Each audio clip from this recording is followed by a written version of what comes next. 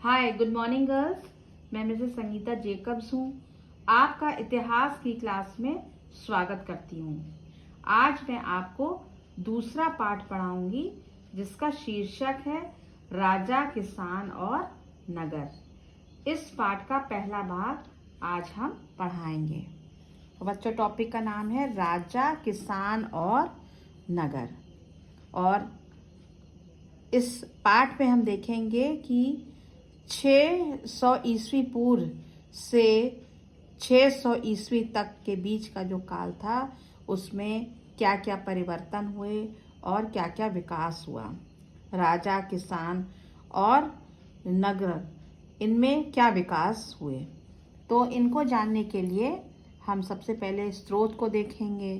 फिर 6ठी शताब्दी ईस्वी पूर्व भारतीय इतिहास में एक महत्वपूर्ण मोड़ था। इसके क्या कारण थे, प्रिंसेप कौन थे और प्रियदर्शी का क्या अर्थ है, तथा प्रिंसेप का लिपि पढ़ने में उनका क्या योगदान रहा। फिर प्रारंभिक राज्य कौन कौन से थे और 16 महाजनपदों में सबसे महत्वपूर्ण और विकसित महाजनपद मगध क्यों था। इन सबों के बारे में आज हम पढ़ेंगे। सबसे पहले हम स्रोतों को देखेंगे और कारणों को भी देखेंगे।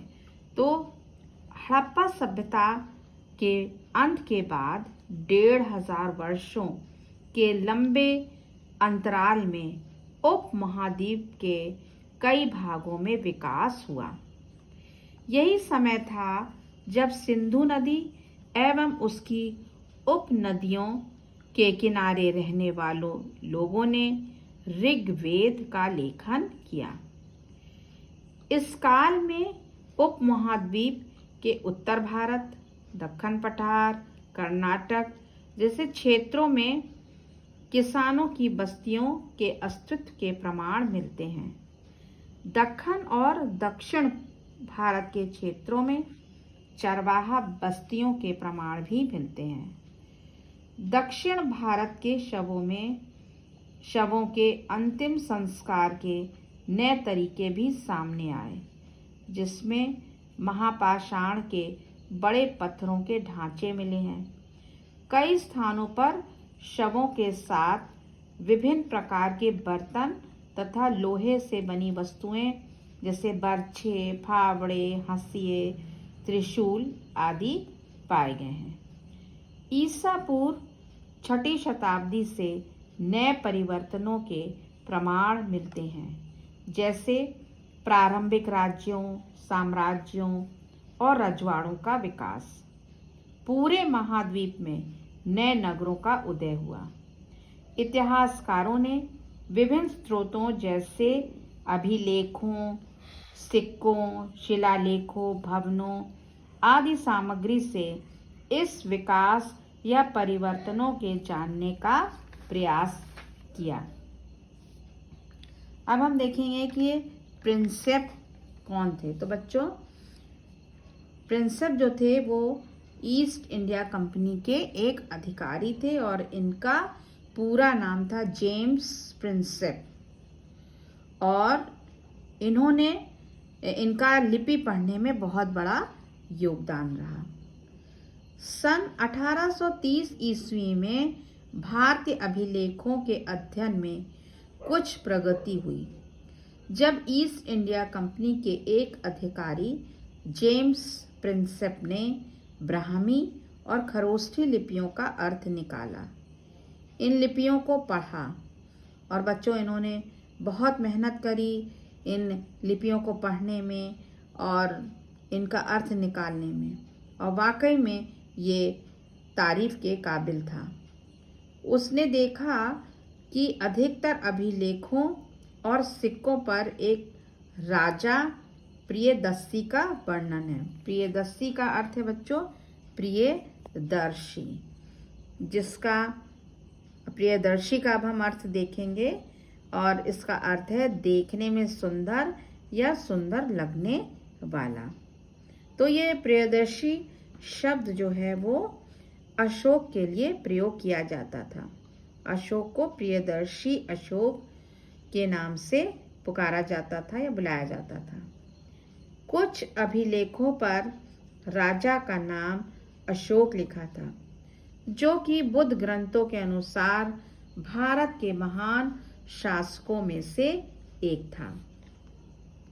यूरोपीय तथा भारतीय इतिहासकारों ने अब विभिन्न भाषाओं में लिखे अभिलेखों तथा ग्रंथों की सहायता से उन महत्वपूर्ण वंशों के तिथि क्रम से इतिहास का वर्णन करने लगे जिन्होंने उपमहाद्वीप में शासन किया था।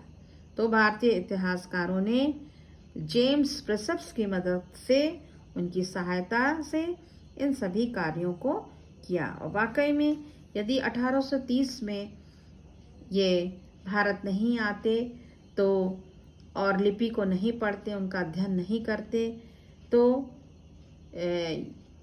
इस काल का जो 600 ईस्वी पूर्व से लेके 600 ईस्वी तक का जो काल था, इसके इतिहास को जानना बहुत ही कठिन हो जाता, मुश्किल हो जाता।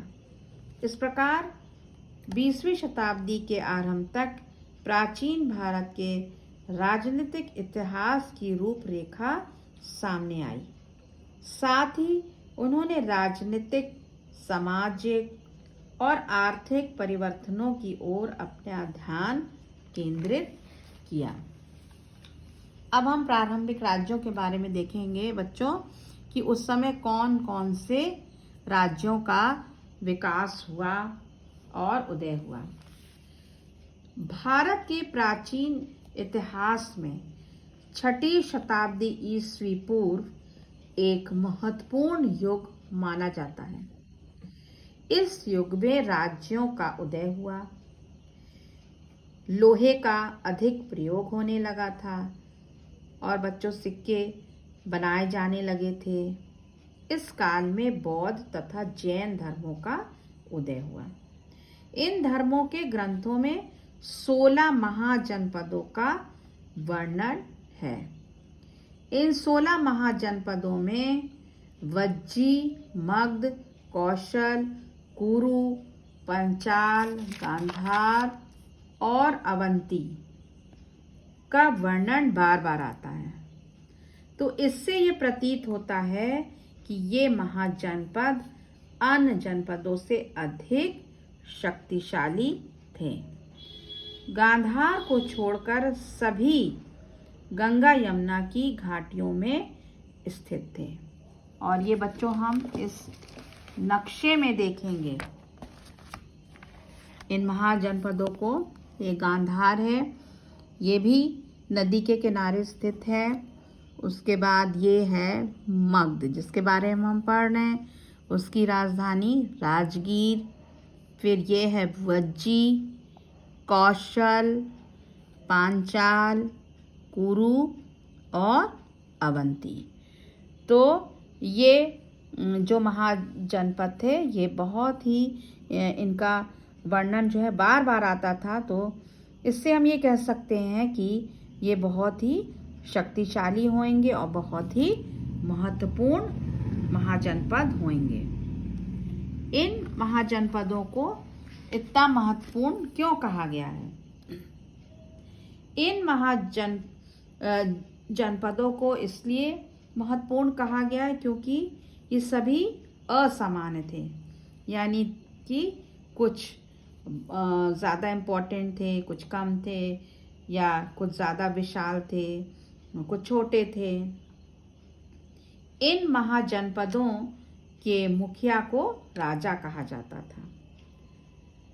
कई प्रसिद्ध राज थे जो कि राजाओं द्वारा शासित थे, और कुछ ऐसे राज थे जिसमें राजाओं के समूह, गण या संघ द्वारा शासित थे। महावीर तथा बुद्ध दोनों इन्हीं गणों से संबंधित थे। वे राज्य शक्तिशाली और प्रभावशाली थे जहां राजा का शासन होता था।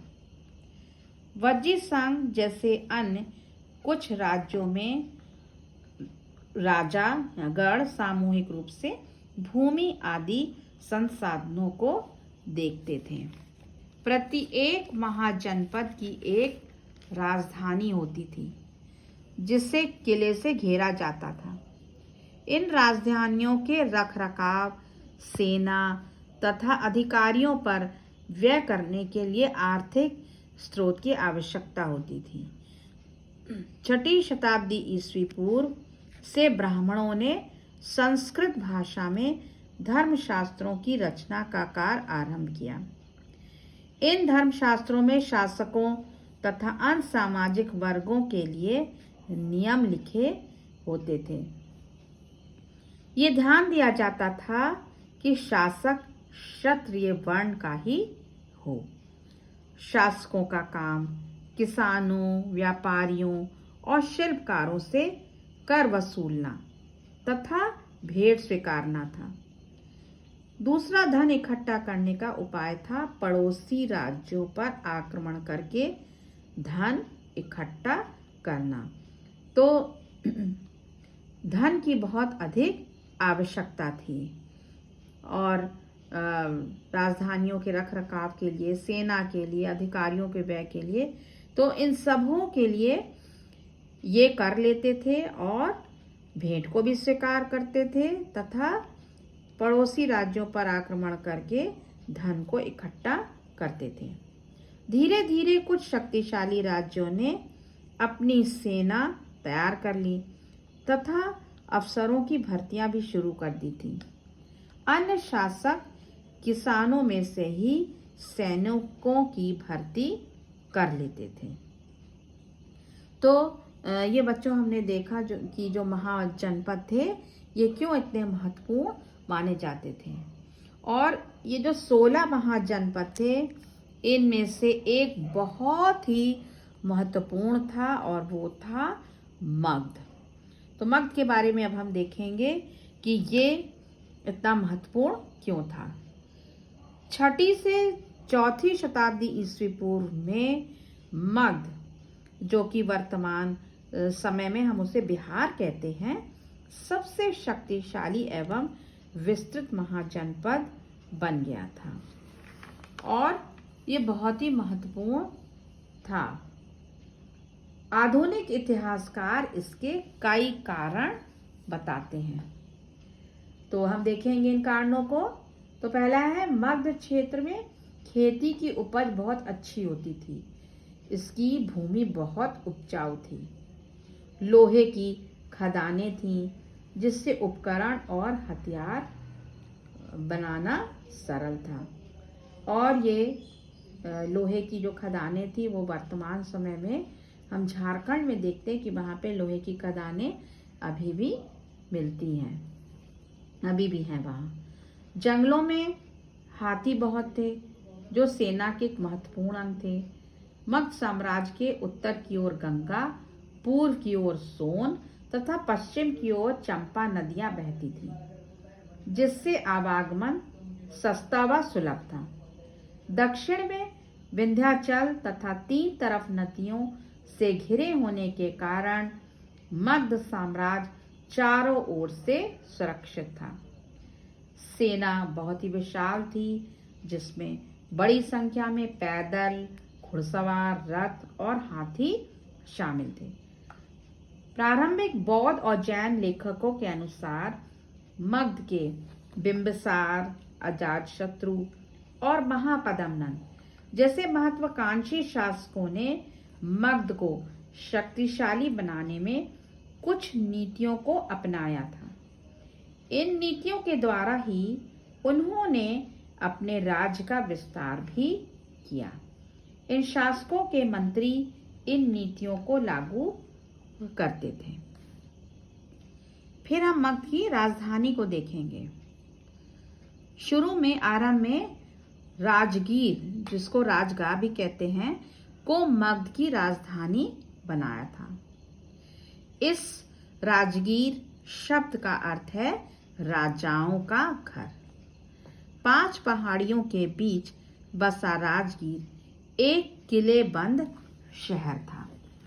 बाद में 4ठी शताब्दी ईस्वी पूर्व में पाटलिपुत्र को मगध की राजधानी बनाया गया, जिसे अब पटना कहा जाता है। तो बच्चों, इस चित्र में देखिए कि ये राजगीर के किले की दीवार है। ये आप देख सकते हैं, ये दीवार बनी है और इन दीवारों का निर्माण किस लिए किया होगा? इन दीवारों का निर्माण सुरक्षा की दृष्टि से किया होगा, जिससे कि राजधानी की सुरक्षा हो सके। तो बच्चों, आज का पाठ यहीं समाप्त होता है। उम्मीद है आपको समझ में आया होगा बच्चों। और मैं आपको एक प्रश्न दे रही हूँ, जिसे आप अपनी रफ कॉपी में कर लीजिएगा। तो प्रश्न है, महाजनपदों के विशिष्ट अभिलक्षणों का वर्णन कीजिए। महाजनपदों के विशिष्ट अभिलक्षणों का वर्णन कीजिए। इस प्रश्न का उत्तर बच्चों आप अपनी रफ कॉपी में लिखिएगा। और आज हमने दूसरे लेसन का पहला पाठ पढ़ा है और अगली क्लास में बच्चों हम दूसरा पाठ पढ़ेंगे। Thank you.